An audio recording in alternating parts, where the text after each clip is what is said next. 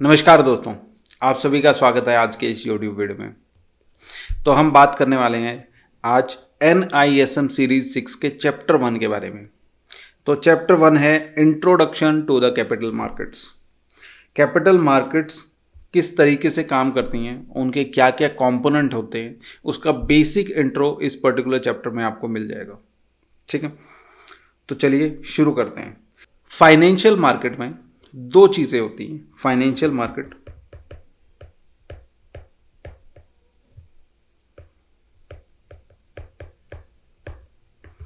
इसके अंदर एक आता है फाइनेंस या मनी मार्केट बोल देते हैं उसे। दूसरा आ जाता है कैपिटल मार्केट्स।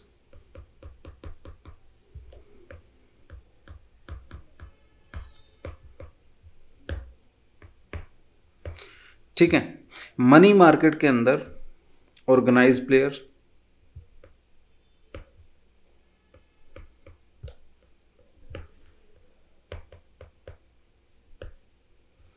और दूसरा है अनऑर्गेनाइज सेक्टर।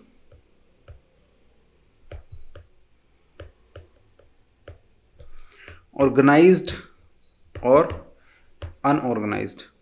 ऑर्गेनाइज्ड में आ जाते हैं बैंक्स, NBFCs या फिर फिनटेक प्लेयर्स।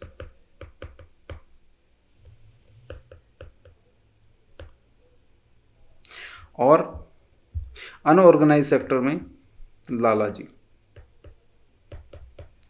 आपके पास भी कई लोगों का फ़ोन आया होगा, भाई थोड़े से पैसों की रिक्वायरमेंट है, ट्रांसफ़र कर दो। तो वो बेसिकली अनऑर्गेनाइज सेक्टर से आया है, वो यारी दोस्ती में आया है, वो ब्याज भी नहीं देते, ब्याज तो छोड़ो कई बार पैसे ही नहीं देते। ठीक है, तो वो कहाँ से आया है? वो अनऑर्गेनाइज सेक्टर से आया है। ठीक है, ऑर्गेनाइज सेक्टर में आप अगर लोन लेने जाते हो, पैसा डिपॉजिट करवाने जाते हो, उसके बदले आपको ब्याज मिलता है, तो वो कहाँ से आता है? ऑर्गेनाइज्ड सेक्टर से। ठीक है, अब आ जाता है कैपिटल मार्केट्स। कैपिटल मार्केट्स के भी दो नाम हैं, उसमें से एक है प्राइमरी मार्केट, दूसरा है secondary market.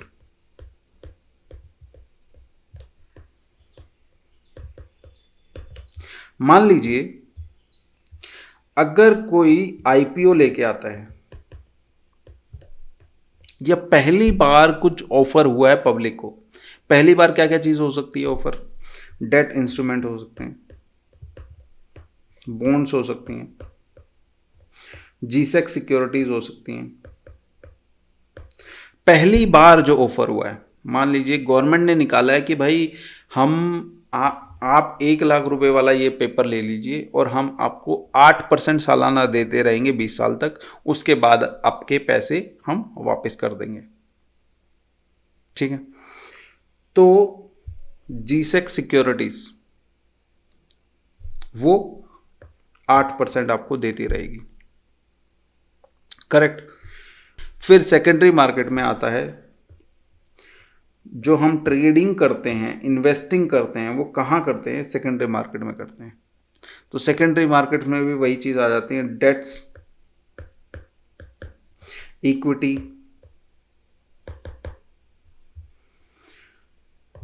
Bonds, GSEC securities या IPO वाला जो भी चीज़ें हैं वो सेकेंडरी मार्केट में ट्रेड होना शुरू हो जाती हैं।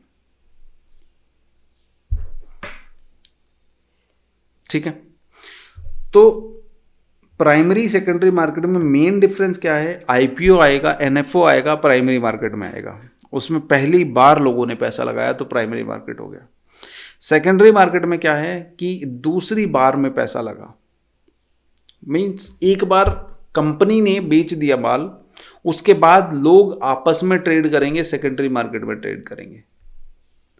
पहली बार ट्रेड होता है कंपनी और लोगों के बीच में ट्रेड होता है, गवर्नमेंट और लोगों के बीच में ट्रेड होता है, या फिर कंपनीज डेट इंस्ट्रूमेंट में लोगों के साथ ट्रेड करती हैं पहली बार में, प्राइमरी मार्केट में। सेकेंडरी मार्केट में लोग आपस में ट्रेड कर रहे हैं, इसने खरीदा उसने बेच दिया, उसने खरीदा इसने बेच दिया। इस तरीके से चलता है सेकेंडरी मार्केट में, ठीक है। तो ये ओवरऑल स्ट्रक्चर है चैप्टर 1 का फाइनेंशियल मार्केट्स का, करेक्ट। तो सेकेंडरी मार्केट का स्ट्रांग होना किसके लिए फायदेमंद है? प्राइमरी मार्केट के लिए बहुत फायदेमंद है। क्यों? क्योंकि सेकेंडरी मार्केट में ट्रेड हो पा रहा है, इजीली ट्रेड हो पा रहा है, इसलिए प्राइमरी मार्केट में लोग पैसा लगाएंगे। अगर ये पता लगे रिलायंस ने आईपीओ लेके आई है रिलायंस, और सेकेंडरी मार्केट हमारे पास हो ही ना, तो कौन पैसा लगाएगा? लोगों को पता है अगर मैं कल इसको लिक्विडेट करना चाहूँ, इसको बेचना चाहूँ, तो मैं आसानी से बेच पाऊंगा, तो वो प्राइमरी मार्केट में पैसा लगा देता है। अगर पता लगे कि वो आसानी से पैसा नहीं निकाल पाऊंगा मैं, ये तो 5 साल बाद ही निकल पाएगा, तो प्राइमरी मार्केट में पैसा लगाना बहुत मुश्किल हो जाएगा लोगों का। तो इसलिए प्राइमरी मार्केट की कंडीशन हेल्दी रहे, उसके लिए सबसे ज़रूरी क्या है? सेकेंडरी मार्केट का स्ट्रांग होना बहुत ज़रूरी है, और सेकेंडरी मार्केट में रेगुलेशंस बहुत ज़रूरी है। तो वही काम आ जाता है किसका? सेबी का। वही काम आ जाता है जो स्टेक होल्डर्स हैं उनका, ठीक है। तो ये ओवरव्यू था पहले चैप्टर का। इसमें कुछ चीज़ें और ऐड कर लेते हैं। तो अब ऐड कर लेते हैं इसमें रेगुलेटरी एनवायरनमेंट्स। तो रेगुलेटरी एनवायरनमेंट्स में कुछ चीज़ें आ जाती हैं, जैसे कि companies act 1956, security contract regulation act 1956, security and exchange board of India act 1992 और डिपॉजिटरी एक्ट 1996, ठीक है। तो कंपनीज एक्ट 1956 हमें क्या बताता है? कंपनीज एक्ट 1956 हमें बताता है कंपनी को किस तरीके से काम करना चाहिए, ठीक है। सिक्योरिटी कॉन्ट्रैक्ट रेगुलेशन एक्ट 1956, जिसको हम SCRA भी बोलते हैं, ठीक है। SCRA डायरेक्ट क्वेश्चन पूछ लिया गया होगा, SCRA क्या है, ठीक है। SCRA ही लिख के वहां पे आपसे डायरेक्ट क्वेश्चन पूछ लेंगे। तो SCRA का मेन काम क्या है कि ट्रेडिंग एक्टिविटीज सही से हो रही हैं या नहीं। मान लीजिए पहले तो फिजिकल फॉर्म में होती थी चीजें, तो फिजिकल फॉर्म में ट्रैक कर पाना बड़ा मुश्किल था। तो SCRA का मेन काम है कि ट्रेडिंग एक्टिविटीज सही से परफॉर्म हो रही है या नहीं हो रही, ठीक है। कोई ऐसी इनसाइडर इंफॉर्मेशन लीक तो नहीं हो रही, ठीक है। तो सबसे पहले ट्रेडिंग अच्छे से होनी चाहिए। इनसाइडर इंफॉर्मेशन मींस ब्रीच नहीं होना चाहिए कुछ भी। ब्रीच को कंट्रोल करने का काम यही एक्ट देता है सेबी को, ठीक है। इसके बाद कंप्लायंस फॉलो हो रही है या नहीं, कंप्लायंस फॉलो हो रहे हैं या नहीं हो रहे, तो ये कौन देखता है? SCRA act, correct. तो ये सारे काम जो कि सिक्योरिटी का लिस्टिंग होना, डी लिस्टिंग होना, लिस्टिंग ऑफ सिक्योरिटीज,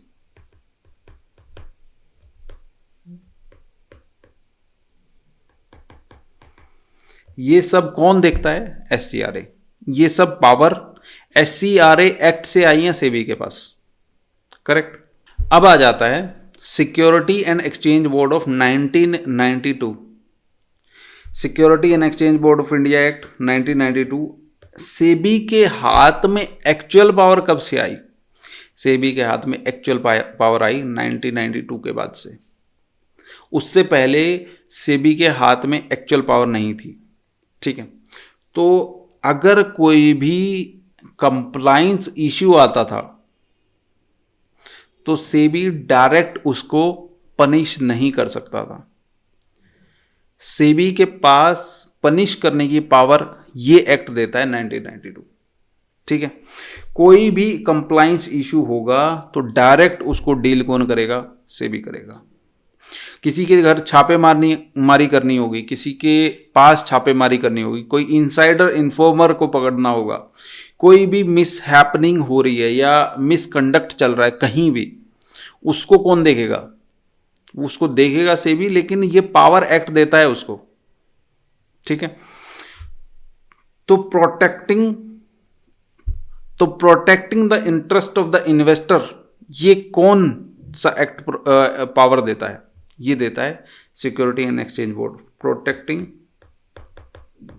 तो 1992 में एक्चुअली क्या हुआ था, हर्षद मेहता स्कैम आप सभी जानते हैं, ठीक है, तो उसमें नहीं जाएंगे। बेसिकली उससे पहले सेबी के पास उतनी पावर नहीं थी कि वो हर्षद मेहता के साथ डायरेक्ट टक्कर ले पाए, लेकिन ये एक्ट आने के बाद सेबी के पास इतनी ताकत आ गई कि वो 100 हर्षद मेहता को भी टैकल कर लेगा, ठीक है। आज भी आप देखते होंगे बहुत सारे जो बड़े बड़े कोर्स बेचने वाले लोग हैं, उनके घर डायरेक्ट छापामारी कौन करता है, सेबी कर देता है, ठीक है। वो क्यों कर पाता है, क्योंकि ये एक्ट उसको पावर देता है, correct. Promoting and developing the security markets, मतलब कहीं ऐसा तो नहीं है कोई म्यूचुअल फंड स्कीम ऐसा बोल रही हो कि हम गारंटेड 10-12% रिटर्न दे ही देंगे।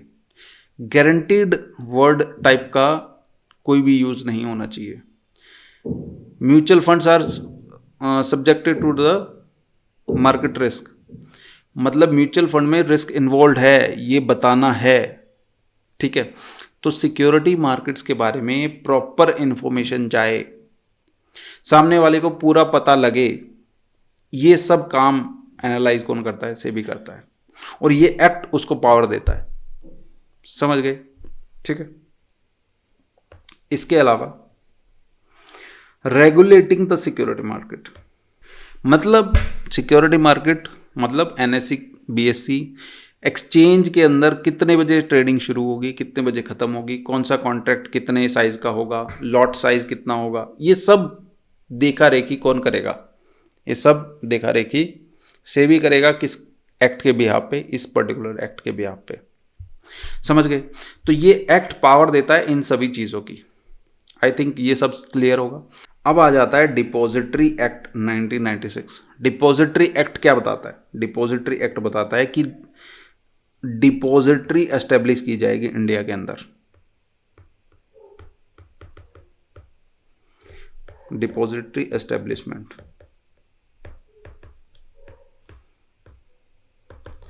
मतलब एस्टेब्लिशमेंट ऑफ डिपॉजिटरी इस एक्ट के बिहाफ पे की गई। अब डिपॉजिटरी क्या करती है, एक छोटा सा सिर्फ चार्ट बना के दिखाता हूं। ये एक्सचेंज है। अब डिपॉजिटरी क्या करती है, आप हो, आपने एक्सचेंज से शेयर लिया, ये आपके डीमैट अकाउंट में रिफ्लेक्ट कर रहा है, लेकिन स्टोर किसके पास हो रहा है? डिपॉजिटरी के पास, ठीक है, और वो डीमैट फॉर्म में हो रहा है, करेक्ट। तो डिपॉजिटरी इंश्योर करती है कि वो आपका जो शेयर्स है वो आपके अकाउंट में रहे और वो सिक्योर रहे, ठीक है। तो कई सारे लोगों का क्वेश्चन ये भी होता है कि जब म्यूचुअल फंड में इन्वेस्ट करने जाते हैं कि कोई हमारे शेयर अगर कंपनी भाग गई, तो भाई कंपनी अगर भाग भी गई, मान लो आपने ये जो प्लेटफॉर्म यूज, जोमेटो मान लो इसे, ये प्लेटफॉर्म जोमेटो ना होके क्या है, ICICI security, Zerodha coin, angel one, Motilal Oswal, कोई भी जोमेटो है, ये सिर्फ ब्रिज का काम करता है, किसके बीच में? एक्सचेंज और डिपॉजिटरी के बीच में। एक्सचेंज से शेयर खरीदे आपने और डिपॉजिटरी में स्टोर कर दिए। ये एक्सचेंज में भी नहीं होता, ये बेसिकली ब्रोकर के पास होता है। ब्रोकर के पास पहले से शेयर होते हैं, वो एक्सचेंज से पहले से ही उनका लिंक होता है।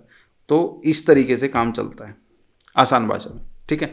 तो डिपॉजिटरी एस्टेब्लिशमेंट एक्ट 1996, इसके बाद physical form of shares to demat convert करवाने का काम इस एक्ट के बाद हुआ।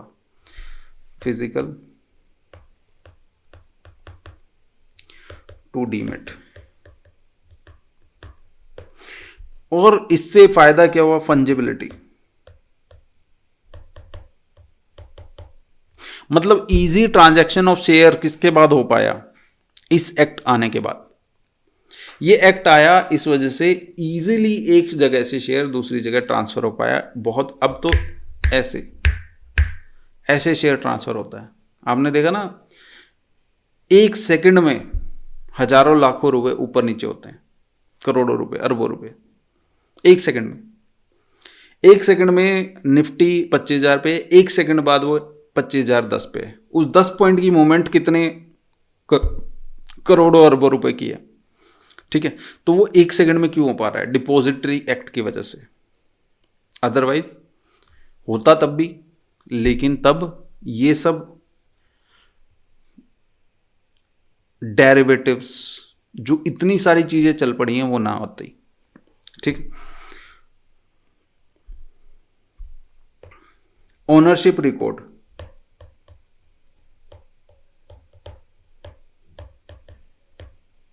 कौन से शेयर किसके हैं, वो ओनरशिप रिकॉर्ड करने का काम डिपॉजिटरी का है। डिपॉजिटरी के बिहाफ पे कौन करते हैं, आरटीएस करते हैं, वो मैंने आपको बताया, वो हम अगले चैप्टर्स में आगे धीरे धीरे सीखते चले जाएंगे। बट बेसिकली डिपॉजिटरी एक्ट आने के बाद ये सारी चीज़ें, इजीली शेयर ट्रेड करना, इजीली आपके डीमेट में आ जाते हैं।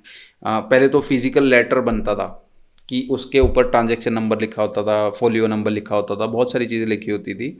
ऐसे करके पूरा लेटर बनता था, ये शेयर इसके नाम हो गए हैं।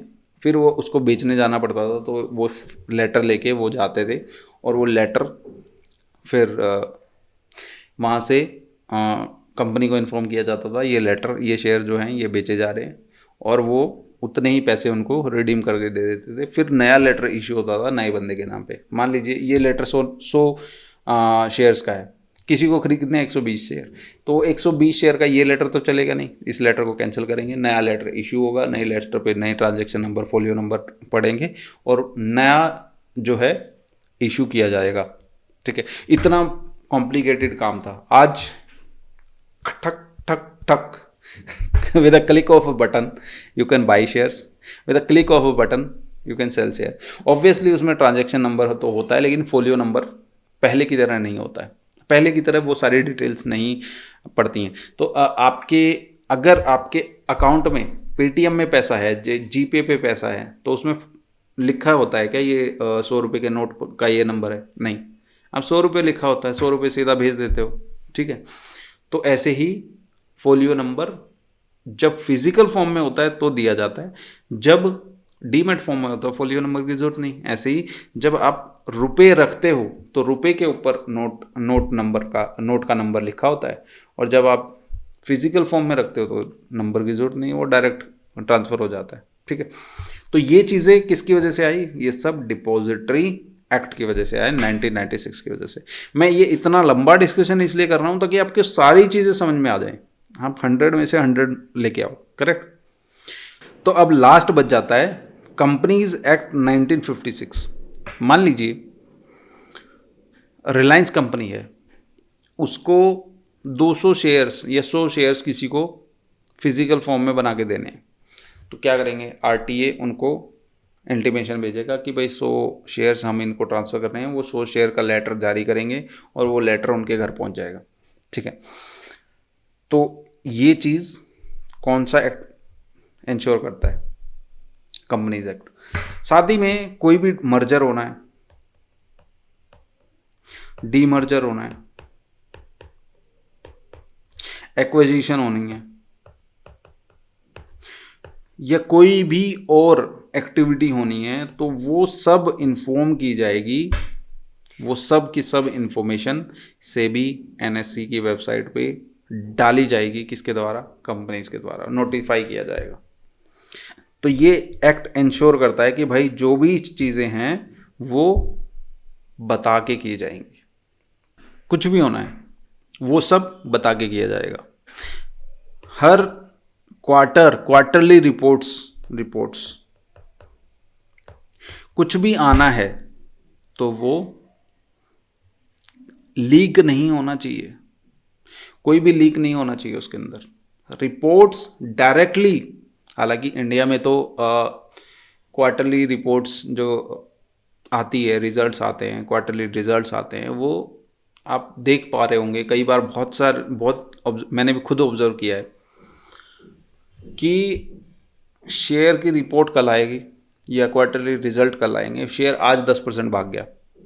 तो इंडिया में होता है ऐसा, बट बाहर की कंपनियों में जनरली ऐसा नहीं देखा गया है, या जो डेवलप्ड कंट्रीज है, यूएसए टाइप की कंट्रीज हैं, वहाँ पे ऐसा नहीं देखा गया। तो रिपोर्ट्स लीक नहीं होनी चाहिए, ये सब इंश्योर करता है ये एक्ट। और सेबी पावर देता है, सेबी को ये एक्ट पावर देता है कि ऐसा कुछ ना हो। ठीक है, तो जो भी कंपनी के काम है वो कंपनी ठीक से कर रही है या नहीं कर रही, कंपनी जो भी काम कर रही, कंपनी में ऑब्वियसली लोग ही हैं और उसमें प्रमोटर्स हैं, तो प्रमोटर अपना काम अपने लिए तो काम कर ही लेंगे, लेकिन लेकिन कंपनी में पैसा प्रमोटर के अलावा इन्वेस्टर का भी लगा है, तो इन्वेस्टर को इंश्योर कौन करेगा? तो सेबी को ये एक्ट पावर देता है कि इन्वेस्टर के इंटरेस्ट को प्रोटेक्ट करे। कंपनी में कुछ ऐसा ना हो कि कंपनी का पैसा डायरेक्ट प्रमोटर अपने ही लिए यूज़ करे जा रहा है। अभी एक कंपनी थी जो 1400 रुपये से शेयर गिरते गिरते वो 50 रुपये से भी नीचे आ गया, ठीक है। तो ऐसा काम कुछ ना हो कि जिससे बदनामी हो, राइट। तो ये सारे काम कंपनीज एक्ट 1956 इंश्योर करता है, सेबी को पावर देता है कि कंपनी के अंदर जो भी दिक्कतें हैं उनको आप देखोगे और एक्शंस लोगे उसके बिहाफ पे, ठीक। तो ये सारे एक्ट थे जो हमने डिस्कस कर दिए। तो चलिए क्वेश्चन डिस्कस कर लेते हैं इस पूरे चैप्टर के बेसिस पे। पहला क्वेश्चन है, which of the following is not a part of primary market? Primary market, ठीक है। प्राइमरी मार्केट का पार्ट कौन नहीं है? Merchant banker, mutual funds, exchange, registrar and transfer agent. तो इसका आंसर है एक्सचेंज। एक्सचेंज पार्ट नहीं है प्राइमरी मार्केट का। एक्सचेंज का काम क्या है? वो जब आईपीओ आ चुका है उसके बाद ट्रेडिंग होती है एक्सचेंज के ऊपर, तो वो सेकेंडरी मार्केट का पार्ट बन जाता है। समझ रहे हैं? सेकंड क्वेश्चन है, N active dash promotes the growth of primary market and capital formation.